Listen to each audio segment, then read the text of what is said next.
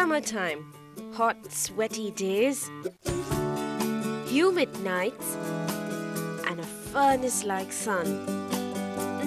An ice-cold drink, oodles of sunblock, and an air conditioner that functions eternally. Thank God we humans don't have fur. You can say that again. Imagine if you had your kitty's lustrous white coat or your doggy's fluffy tail. You'd just melt, right?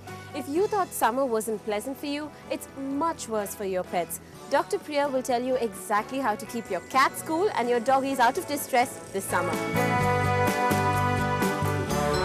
There are lots of things you can do to make life less stuffy for your furry friends at home.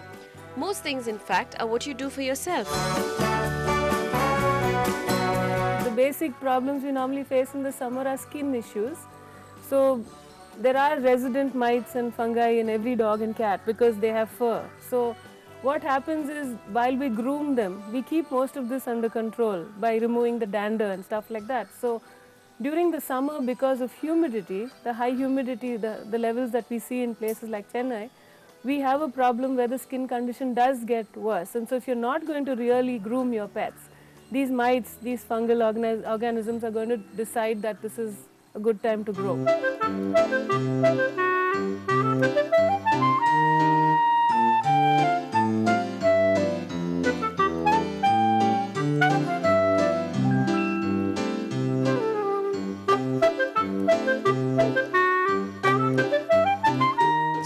Scratchy, scratchy, not good for your dog or cat. Those pesky bugs have to be exterminated ASAP, because what comes after that is quite gory. Let's just say the infections have happened, there are raw patches all over the body and there's nice red skin.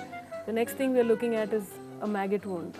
What is a maggot wound basically? So you have summertime, it's fruits, so you have the big blue-green, the bottle fly happening. So a fly will come and lay its eggs on the skin, on the wound, and the eggs hatch within a few hours, and before you know it, if you've been going next to your dog, first there'd be a stench, after which you'll see a wound, and if you look into the wound you will see bubbles and lice, and you bring it to the vet and the person is going to start pulling out maggots from inside.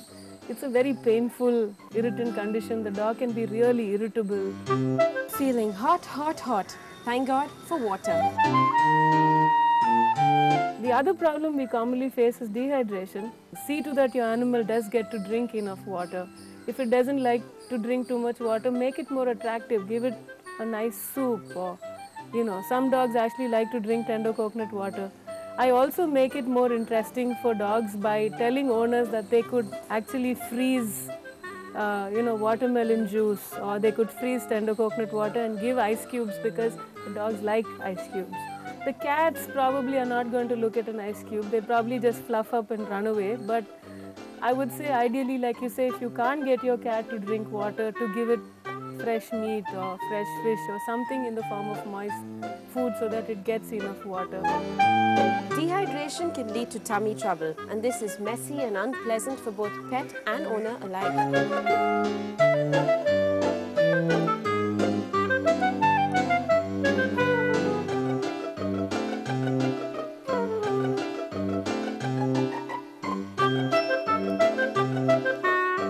Because of the heat and indigestion levels, you also have dogs that will end up with digestive disorders. They will end up having loose motions, they will have vomiting. So look out for these things. And that's the only way you can help your pet. In cats, if it gets backed up, like impacted because it's not drinking enough water after eating all the dry food, a cat can actually die of constipation. It's not like in a dog where we can actually treat the constipation with an enema or something and take care of it, whereas a cat can be given an enema and it will come right back to you with the problem because their intestines start losing laxity, they start losing their tone. Dr. Priya also told us that animals will show signs of dehydration. Your dog, for example, will get tired easily, it will have stringy drool, and its coat will become stiff and rough. Cats, on the other hand, will also get tired and listless, and if you grab a bit of their coat and sort of pinch it lightly, it remains peaked. Not a very nice sight.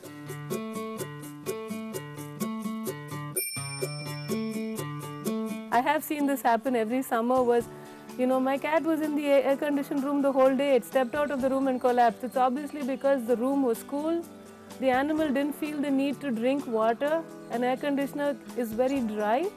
And what happened? The animal just dehydrated from just the dry air.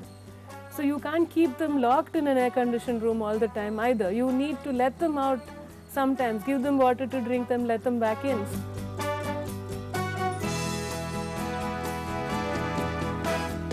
Don't take your dog out for a drive in the peak day, like when it's a hot summer day. Do an early morning drive, do a late evening drive. Don't think you can jump into the supermarket leaving your doggy sitting in the car. It could die because of just heat exhaustion.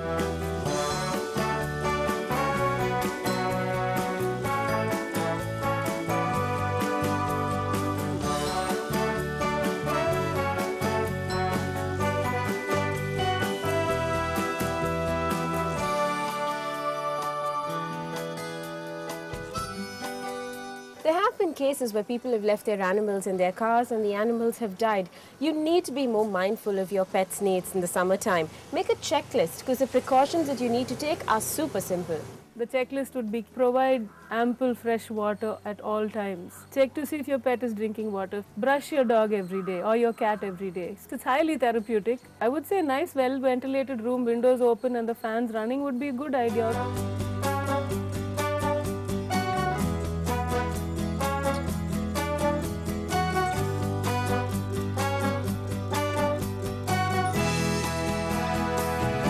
You can also put out water bowls by your gate and in your parking lot for animals of the street. Remember to be a little more thoughtful this summer. Doesn't take much to keep your animals cool and comfy. Lots of water and 100 strokes a day should keep summer at bay. Okay, not 100 strokes, but whatever it takes to keep them A-okay. Is it a farm? Is it a zoo? We'll tell you in just a bit.